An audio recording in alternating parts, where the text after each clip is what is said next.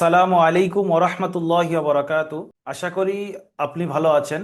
আমি কলকাতা দারুল আমাল একাডেমি থেকে মাওলানা আলমগীর। আজকের এই নুরানি কায়দার সবক নাম্বার 13। গত সবক নাম্বারে আমরা পড়েছিলাম 12 নম্বর সবকে র সাকিনের কায়দা, অর্থাৎ র কোথায় পুর হবে এবং কোথায় বারিক হবে এই বিষয়বস্তুটা আমরা ক্লিয়ার করেছিলাম। আজকের আমরা সবক নাম্বার 13তে আল্লাহ শব্দের লাম কোথায় পুর হবে এবং কোথায় বারিক হবে এই বিষয়টি ক্লিয়ার করব। আমাদের প্রতিটা পদে পদে আল্লাহ শব্দ উচ্চারণ করতে হয়, যেমন সুবহানাল্লাহ, বিসমিল্লাহ, আলহামদুলিল্লাহ। তো কোন জায়গায় দেখতে পাচ্ছেন সুবহানাল্লাহ আল্লাহর লাম পুর হচ্ছে, আর কোন জায়গায় দেখছেন বিসমিল্লাহি আল্লাহর লাম বারিক হচ্ছে। ল আর লা এই বিষয়টি আজকের আমরা ক্লিয়ার করব, কোন জায়গায় পুর হবে আর কোন জায়গায় বারিক হবে। পুর অর্থাৎ মূল মুখ গোল করে ল পড়তে হবে, আর বারিক অর্থাৎ বারিক করে লা পড়তে হবে। যারা এই ভিডিওটি প্রথম দেখছেন অবশ্যই আপনাদেরকে বলবো আপনি পার্ট নম্বর 1 থেকে দেখে আসবেন, পার্ট 1 পার্ট 2 এইরকম ভাবে দেখে দেখে আসবেন, আপনার উপকার হবে। আর যদি আপনার এর আগের পার্টটি ছেড়ে থাকে তাহলে অবশ্যই 12 নম্বর পার্টটি দেখার পরে 13 নম্বর পার্টটি দেখবেন। তাহলে স্টেপ বাই স্টেপ আপনি যখন শিখবেন, মাত্র 1 মাসের মধ্যে আপনার নুরানি কায়দা যতগুলো আরবির ব্যাকরণ আছে কোরআন পড়ার জন্য সমস্ত ব্যাকরণ শেষ হয়ে যাবে 1 মাসের মধ্যে, এবং আপনি কোরআন শরীফ শুদ্ধ তেলাওয়াত করতে পারবেন। চলুন আমরা সবক নাম্বার 13টি দেখব। এখানে লেখা আছে সবক নাম্বার 13 আল্লাহ শব্দের কায়দা। দেখুন, কায়দাটি খুব সিম্পল সরল কায়দা, কঠিন ভাবে নেবেন না, সহজ ভাবে বুঝে নেবেন।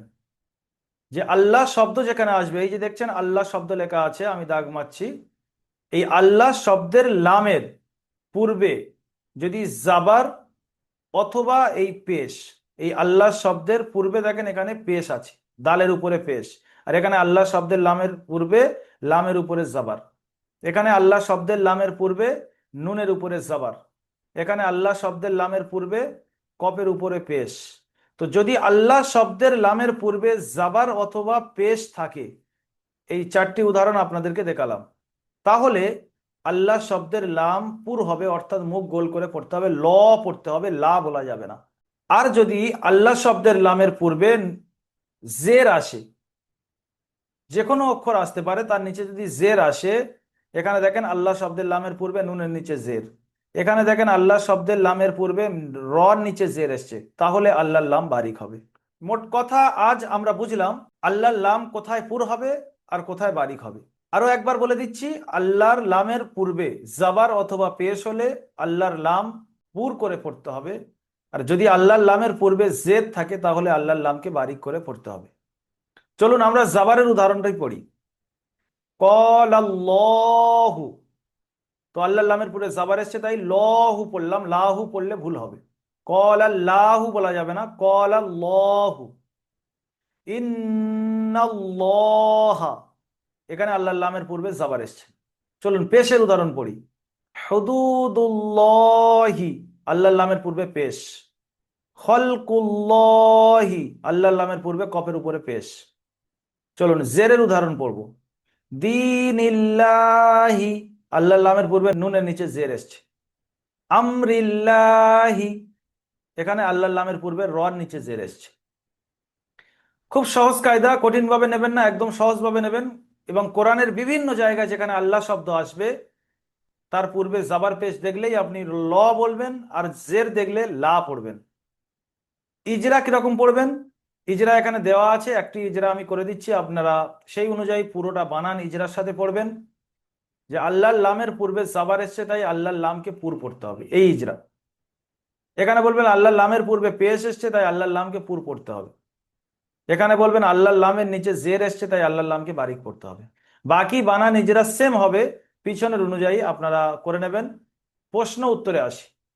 সর্বপ্রথম আছে 7 থেকে 10 নাম্বার মাখরাজের অনুশীলন করুন।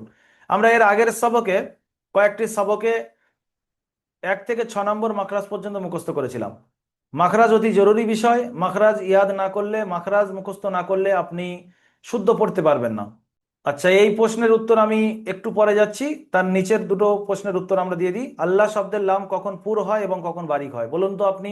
আপনি এরকমই বলবেন যে আল্লাহ শব্দের লাম ওই সময় পুর হয় যখন আল্লাহর লামের পূর্বে জাবার বা পেশ থাকে, আর বারিক কখন হয় যখন আল্লাহর লামের পূর্বে জের হয়। বিসমিল্লাহ শব্দের বানান ইজরা করুন। বিসমিল্লাহটা প্রথমে বানান করবেন, বা সিন জের বিস, মিম লাম জের মিল, বিসমিল, লাম খারা জবর লা, বিসমিল্লাহ, হাজের হি, বিসমিল্লাহি। ইজরা করবেন, বা এর নিচে জের আছে, জেরটি হলো হারাকাত, হারাকাতের পড়াকে তাড়াতাড়ি পড়তে হবে, টান দেওয়া নিষেধ। সিনের উপরে সাকিন আছে, সাকিনওয়ালা অক্ষরকে আগের অক্ষরের সাথে মিলিয়ে পড়তে হয়। মিমের নিচে জের আছে, জেরটি হলো হারাকাত, হারাকাতের পড়াকে তাড়াতাড়ি পড়তে হয়, টান দেওয়া নিষেধ। আল্লাহ শব্দের লামের পূর্বে জের এসছে, তাই আল্লাহর লামকে বারিক করে পড়তে হবে। লামের উপরে তাসদিদ আছে, তাসদিদ আলা অক্ষরকে দুবার পড়িতে হয়, একবার আগের সাথে মিলিয়ে, একবার নিজে নিজে। হায়ের নিচে জের আছে, জেরটি হলো হারাকাত, হারাকাতের পড়াকে তাড়াতাড়ি পড়তে হয়, টান দেওয়া নিষেধ। তাহলে এই দুটি প্রশ্নের উত্তর দিয়ে দিলাম, একটি প্রশ্ন ছেড়ে আছে, 7 থেকে 10 নম্বরের মাখরাজ অনুশীলন করুন। চলুন আমরা মাখরাজের কিতাবে যাই। আচ্ছা, এখানে 7 নম্বর মাখরাজ আছে, দেখুন 7 নম্বর মাখরাজ দদ, 8 নম্বর মাখরাজ লাম। তাহলে এই দুটি মাখরাজ আজকে আমরা মুখস্থ করব, 7 নম্বর আর 8 নম্বর। 7 নম্বর মাখরাজ হলো দদ। এই দদের মাখরাজ হলো, আমাদের জিহ্বার একটা উপরের পিঠ হয়, একটা নিচের পিঠ হয়, আর একটা কিনারা হয়। কিনারা দুই সাইডে হয়। তো চাই ডান দিকের কিনারা হোক, চাই বাম দিকের কিনারা হোক, জিহ্বার কিনারা যদি মাড়ির দাঁতের গোড়ায় লাগে, উপরের মাড়ির দাঁতের যদি গোড়ায় লাগে, তাহলে দদ উচ্চারণ হবে। তাহলে দদটাকে সাকিন করবেন প্রথমে, তারপরে হামজা শুরুতে নিয়ে এসে জাবার বা পেশ বা জেদ লাগিয়ে উচ্চারণ করবেন আউদ। তাহলে আপনার জিহ্বার কিনারাটা, জিহ্বার কিনারা লেখা আছে, জিভের কিনারা তার বরাবর উপরের মাড়ির দাঁতের গোড়ার সাথে লাগিয়ে উচ্চারিত হয়। তাহলে জিহ্বার কিনারাটা মাড়ির দাঁতের গোড়ায় গিয়ে লাগবে। এই জায়গায় দদ উচ্চারণ করতে গিয়ে অনেকে বলে যে জদ হবে না দদ হবে। তো এখানে উচ্চারণ যেহেতু কঠিন, দুটোই উচ্চারণ করা যায় আছে। আপনি লদ বলতে পারেন, দদ বলতে পারেন। তো উচ্চারণের কিন্তু প্রসেস হলো জিহ্বার কিনারা মাড়ির দাঁতের গোড়ায় লাগবে। তো এখানে আবার অনেকে ইখতিলাফ করে বসে যে জদ বলে যারা তারা একটা ফেরকা, দদ বলে যারা তারা একটা ফেরকা। এটা সম্পূর্ণ একটা ভুল ধারণা। এটা দুই রকমের পড়া জায়েজ আছে, এই জন্য যে এর মাখরাজটা উচ্চারণ করা কঠিন, তাই। যাই হোক, আমরা নেক্সট মাখরাজে যাব, সেটা হলো লাম। লামের মাখরাজ হলো জিভের আগার কিনারা, জিহ্বা আছে তার আগা সাইডের একটু যে এই কিনারাটা, জিহ্বার আগার এই সাইডের এই যে সামান্য একটু কিনারাটা, এই কিনারাটা কোথায় লাগবে? সামনের উপরের দুই পাশের দাঁতের গোড়ার সাথে লাগবে। সামনের উপরে সানায়াস উলিয়া বলা হয়, সামনের উপরের দুটো দাঁত। এর পাশে যে দুটো দাঁত আছে, এই দাঁতের গোড়ার সাথে লেগে উচ্চারণ হবে। যেমন আল, আপনি উচ্চারণ করলে বুঝতে পারবেন, লামটাকে সাকিন করুন, শুরুতে হামজা নিয়ে আসুন, আর জাবার জের পেশ লাগিয়ে উচ্চারণ করুন আল, ইল, উল। দেখবেন আপনার জিহ্বার সাইডের যে কিনারাটা আছে, এই কিনারাটা আপনার সামনের উপরের দুই দাঁতের গোড়ার সাথে গিয়ে লাগছে। সামনের উপরের দুই দাঁতের পাশে যে দুটো দাঁত আছে তার গোড়ার সাথে লাগবে। এই ছিল আজকের এর সবক। 8 নম্বর মাখরাজটাও আমরা বুঝলাম। তাহলে 1 থেকে 8 নম্বর মাখরাজ পর্যন্ত অবশ্যই ইয়াদ রাখবেন। গতকাল আমরা 12 নম্বর সবকে 1 থেকে 6 নম্বর মাখরাজে রিভাইজ করেছি। আজকের 7, 8 নতুন দুটো সবক পড়েছি। আজকের সবকটা কতটুকু সহজ ছিল একটু কমেন্ট করে জানাবেন। খুব সহজ সবক, এবং সবকটি কত কতটুকু আপনি নিতে পেরেছেন, কত পার্সেন্ট নিতে পেরেছেন, বা সবক থেকে কিছু বুঝতে পারছেন কিনা, কতটুকু অসুবিধা হচ্ছে, কতটুকু সুবিধা হচ্ছে, কমেন্ট করে জানাবেন। এই ভিডিওটি আপনার কাছে হেল্পফুল যদি মনে হয়, যে মুসলমানের জন্য, বা যারা কোরআন শিখতে চায়, কোরআনের প্রতি মহাব্বত ভালোবাসা যাদের অন্তরে আছে, বা কোরআন পড়ে অশুদ্ধ তিলাওয়াত করে, তারা শুদ্ধ করতে চায়, কাওয়াইদ জানে না, কোথায় আল্লাহর নাম পুর হবে, কোথায় বারিক হবে, কোথায় টান হবে, কোথায় টান হবে না, এই সমস্ত বিষয়গুলো তারা না জানার কারণে বিভিন্ন জায়গায় কোরআন ভুল তেলাওয়াত করে। তো তাদের কাছে অবশ্যই আপনারা শেয়ার করবেন, বেশি বেশি করে শেয়ার করবেন। আপনি যেরকম শিখছেন, অপর ভাইকে শেখার সুযোগ করে দেবেন। এটা আপনার জন্য একটা সদকায়ে জারিয়া হয়ে যাবে, এবং সব অটোমেটিক আপনার কাছে লাইফ টাইম পৌঁছাতে থাকবে। ওই জন্য করে আপনার কাছে যতগুলো গ্রুপ আছে, যতগুলো আপনার রিলেটেড মানুষ আছে, তাদের কাছে শেয়ার করবেন। আর যদি আপনারা চান যে দারুল আমাল একাডেমিতে আমরা ভর্তি কমপ্লিট করে ডাইরেক্ট ওস্তাদের সামনে বসে পড়বো, অনলাইনের মাধ্যমে ঘরে বসে আপনি যখন সুযোগ পাবেন তখন পড়বেন, টাইম নিয়ে কোনো চিন্তা নেই, যখন সুযোগ পাবেন তখন পড়বেন, যদি আপনার এটা মনে হয়, তাহলে দেখুন, আপনি যে আমাদের কাছে ভিডিও দ্বারাই পড়েছেন, এটা কিন্তু পড়াটা আপনি তৈরি করেছেন, কিন্তু শোনানোর জায়গা পাননি। যখন আপনি ভর্তি কমপ্লিট করে পড়বেন, তখন আপনার কাছ থেকে পড়া শুনে নেওয়া হবে। আপনি কতটুকু মুখস্থ করতে পারছেন, কতটুকু পাচ্ছেন না, আপনার সুবিধা অসুবিধা সবকিছু আমরা দেখব।